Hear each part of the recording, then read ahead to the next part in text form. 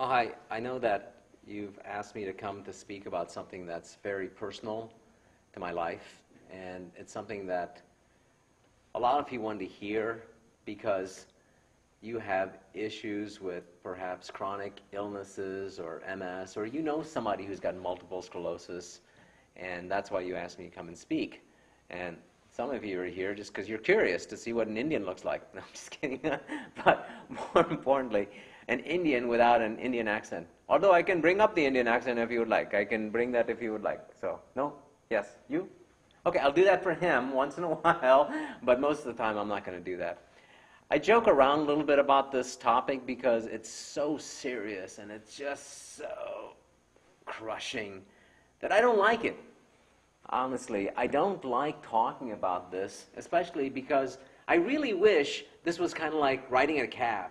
You know, when you ride in a taxi, I don't know, for whatever reason, you look out from the back seat and you look out that windshield and you see how this cab driver is driving like a maniac. And you're like, oh man, I'd never drive like that if I was in there.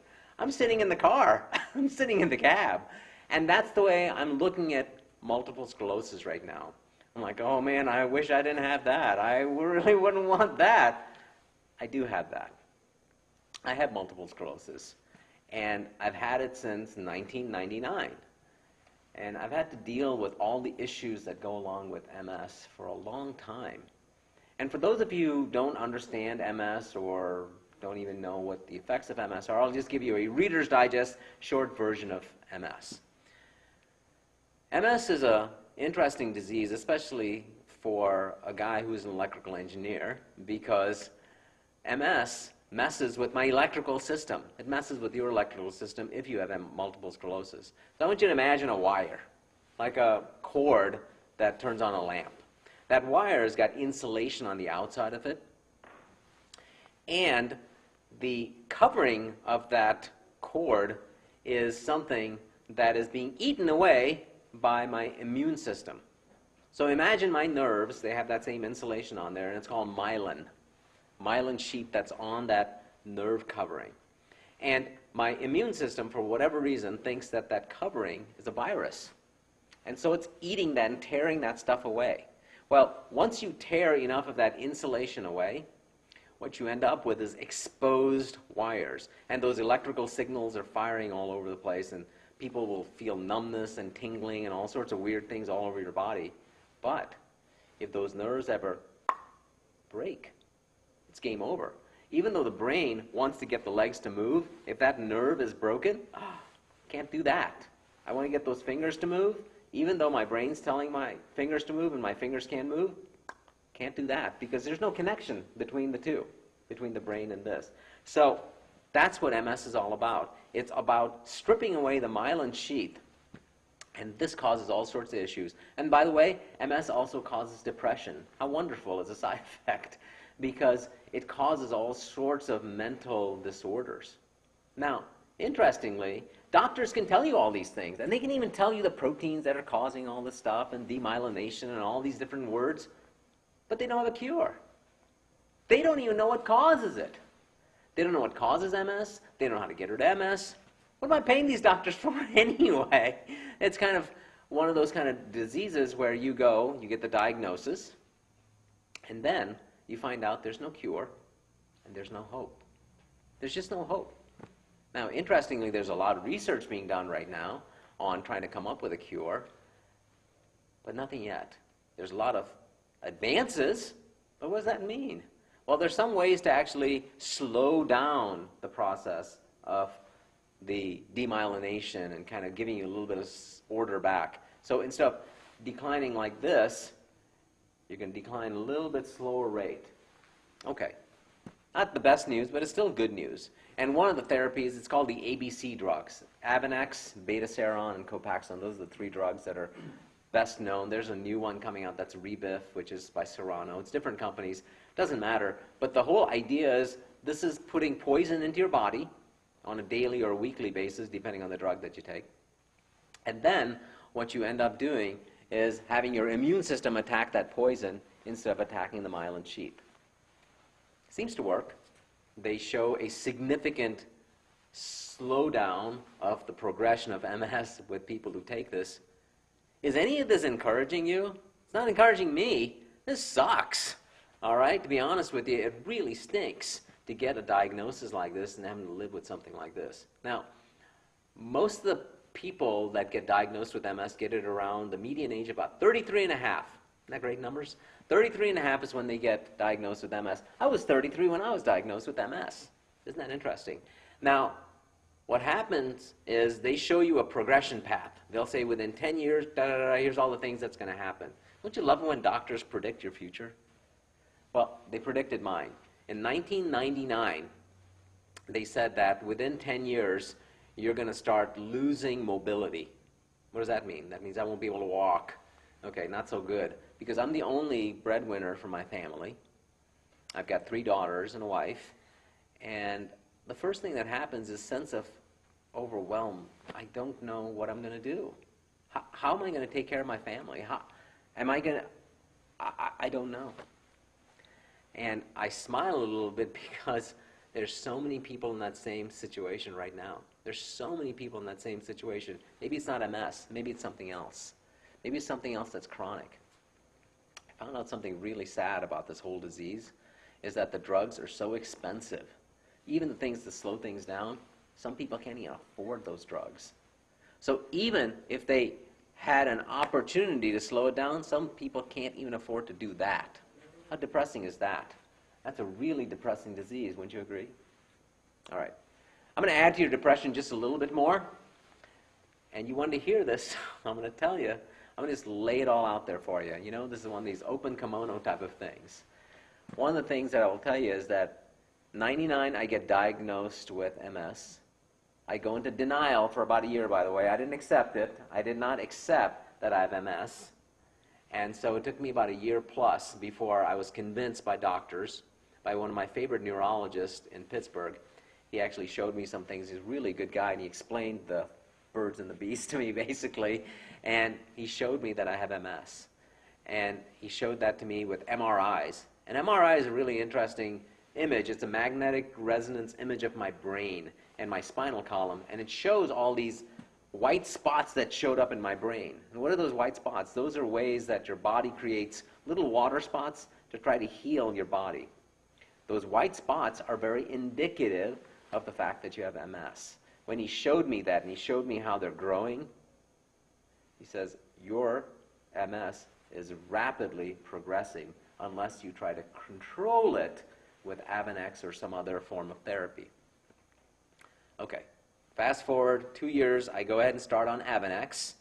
Avenax is a Biogen product. Excellent product, by the way. And I start taking it in about 2001. So let's move forward to 2007. 2007, April. I still remember the month because it was the time for me to teach my daughter how to ride a bicycle. She was 7 years old at the time, and it's time for me to teach her how to ride a bicycle. So now, 2007 was really a tough year for me because my MS had really taken off. And I started losing mobility from my waist down. From my waist down, I could hardly walk around. Stairs, forget about it. Forget about it. I'm not doing stairs. If I started going any distance at all, I was just fatigued to the point where I could not do it any longer. I just couldn't do it. Okay, so I come home one day from work, and my daughter, Jordan, who was 7 at the time, says, Dad, you have to show me how to ride a bike. You told me you would. I'm like, oh, yes, it's a rite of passage. I've taught my other 2 daughters. It's time for daughter number 3 to be taught by Dad how to ride a bicycle. We get out there. Jordan gets on her bicycle. I stand there holding the bike, okay? And I go, now, pedal as hard as you can. Daddy's going to be right there with you. She starts pedaling, and I hit the floor. I can't move. I'm on the ground. I am done. I am more depressed now than I ever have been. And you don't know me. Some of you do. I am not a very depressed type of person. I'm very energetic. I'm very high energy. I'm very positive. I'm telling you, MS was kicking my behind. And I was so depressed. So I did the right thing is I went to my neurologist and I said, what's going on? So he took an MRI. This is in April of 2007 now. So he takes an MRI of my brain and my spinal column, and he comes back a couple of weeks later, and he tells me, okay, let me tell you what's going on. Your lesions have started really becoming more active, and they move down your spinal column. I'm like, okay. Well, they move down your spinal column, which means they're really affecting the nerves that are going to your legs. That's where you're feeling all the lack of mobility and the numbness and the tingling, all that stuff in the lower part of your body. I'm like, okay. What do we do? He goes, nothing. I got nothing for you. We kind of told you that when you were diagnosed with MS, this was the progression, and we were right. Well, being right does not make me feel any better, okay? Because I don't have much time left, apparently. And so the doctor's like, I'm sorry, you're going to have to get ready for a wheelchair, because that's kind of where you're heading. Man, that is the last thing you want to hear, by the way, when you walk into a doctor's office looking for help, that, you need to be prepared for a wheelchair. I was just devastated. So I leave the office, and I go back to work, and I was more down than I ever have been. Am I depressing you? I'm depressing myself. Talking about this, I'm depressing myself, and I'm sorry, but let me finish, because I got a promise for you. You're going to feel good when I'm done. You're going to feel good when I'm done, because I'm telling you what, when I get done with all this stuff, you guys are going to be looking at this, and you're going to be wondering, wow, why didn't you start with the end? I should have started with the end, but let me tell you a little bit more. Obviously, I'm walking, so you know there's a good ending to this, right? I didn't die. So here's what's going on. So I go back home, and my dad's over there, and he starts telling me, he goes, what is wrong with you?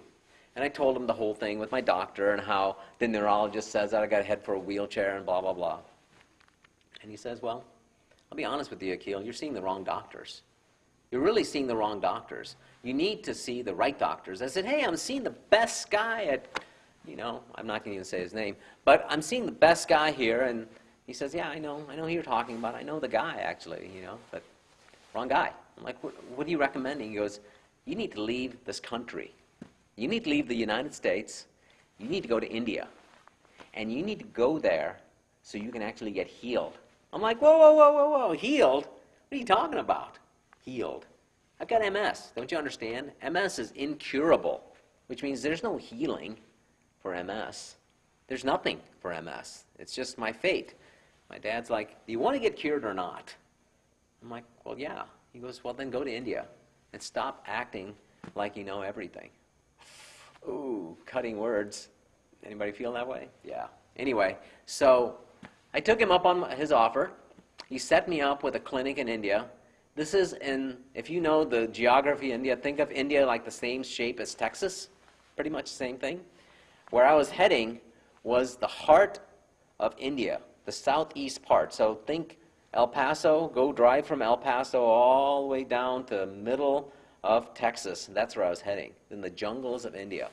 It's a place called Kerala, which is South India, and if you go further into the middle of Kerala, there are these villages. And in these villages are what they have voodoo doctors. That's what I call them anyway. That's where I was heading, for one of these voodoo doctor clinics where they're going to heal me of my MS. Apparently it's very hard to get into these places. I'm hoping it's not very hard to get out of these places anyway. So I go down there, and now it's around August of 2007. So all this time has gone by, and set up plane tickets and blah, blah, blah. So I'm there now in August of 2007, highly skeptical, because I got to tell you something. I am what they call a coconut. You know what a coconut is? Very simple. Brown on the outside, white on the inside. That's me. I've been raised pretty much in this country since I was 8 years old, so I've totally bought into this whole concept of, really focusing on pills and injections and the Western medicine concepts. And so going to India, that just seemed kind of ridiculous, right? I mean, that just seems, I'm not going. So I went anyway. So I'm there, Mr. Skeptic, Mr. Know-It-All, the ugly American, and I'm at this clinic, and they start going through all these things. I'm going to save the long, boring part of this and get right to the point. 7 days into this treatment process in India, using herbs and oil massages and diet and exercise and yoga and all that stuff. 7 days after this, something amazing happened to me that I have not felt for months. You know what it was? I woke up and I felt something. I felt blankets on my legs. Wow, you think. Well, at least that's what I thought. I'm like, I can feel blankets. I was not feeling anything because I was numb from here down. You understand? I was numb from here down. So feeling blankets is a big deal. So I jump out of bed and I fall down. Okay, I don't have all my mobility back, but at least I have some feeling back, right? 7 days. 14 days later, I'm walking. Like I don't have MS. Same treatments. Herbs. Lots of massages. Lots of dietary changes. Lots of exercise changes. 21 days later, I'm running. 21 days later, I am back to my pre-MS days, just like I'm walking in front of you right now. This is amazing to me, but you know what's more amazing? It's not amazing to those people in India. They expected this. Do you understand why that's so amazing? If this is not so remarkable, it could happen for other people too. I'm not telling you that if you got an issue, you should go to India and this is what's going to happen to you. I'm just telling you as a story, this worked for me. And here's the premise that they have in India specifically. They say your body has been designed to heal itself. It's been designed to heal itself. It's a marvelous invention that heals itself. And he goes, let me explain this to you. If you were to take a knife and cut your hand like this, immediately your body starts healing that. Immediately. It doesn't say, oh, let me think about this. Geez, I wonder what's going on. It just immediately starts healing itself.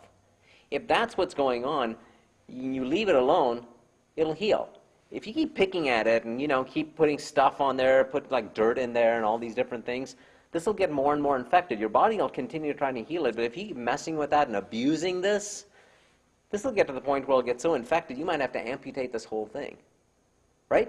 That makes sense to everybody. They're like, yeah, I get that. Why is that any different from the inside? Why is that anything different? If my body is trying to, tear itself up, that's one thing, but it's not.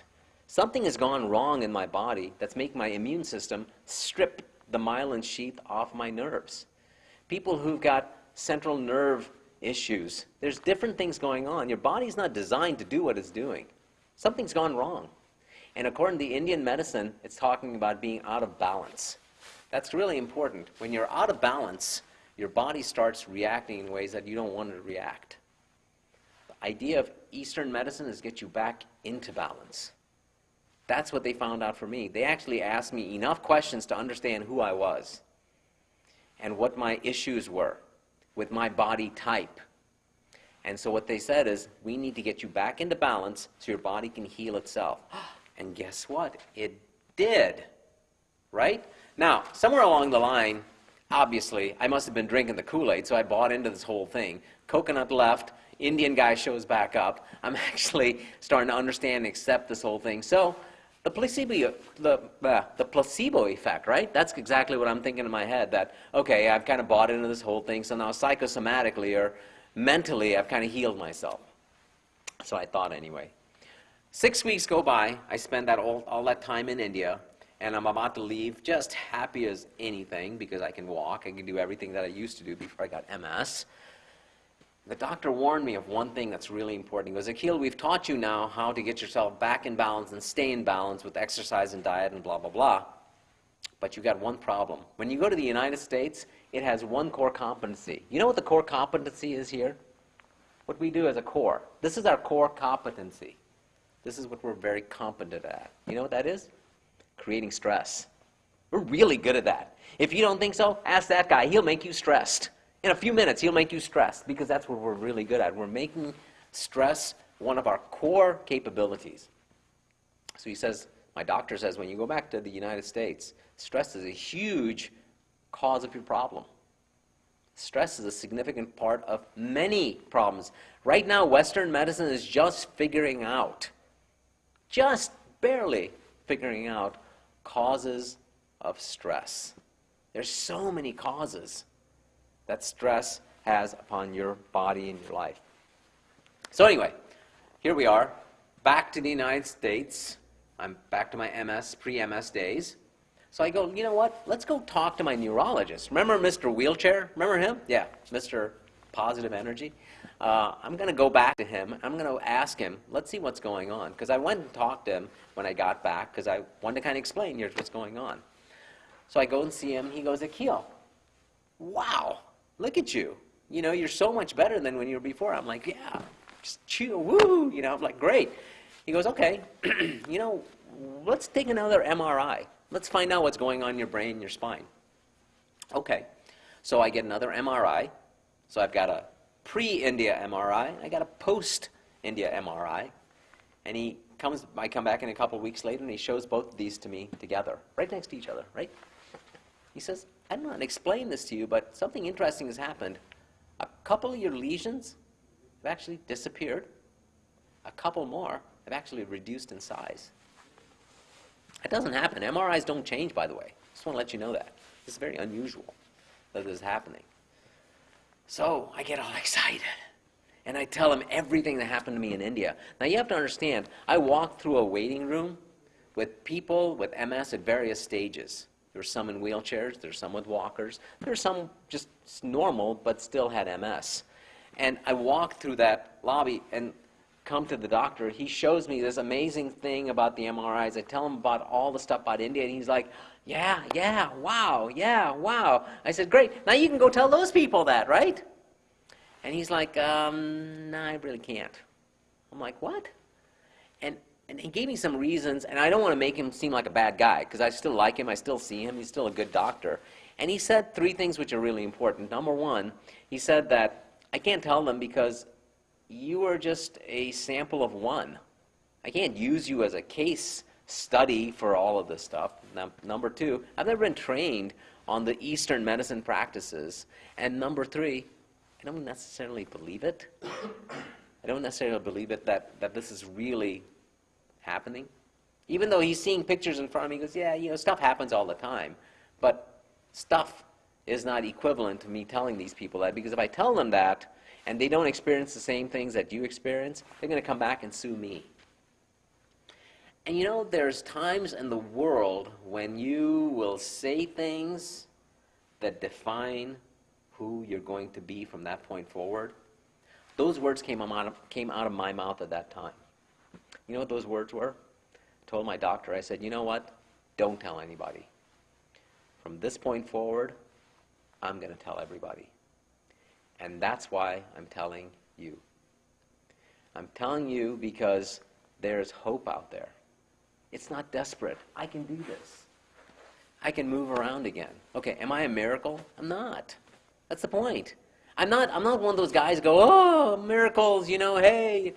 Yes, I think there's some amazing things that happen. I'm not one of those things. There's some very logical things that I went through in India that taught me about my body.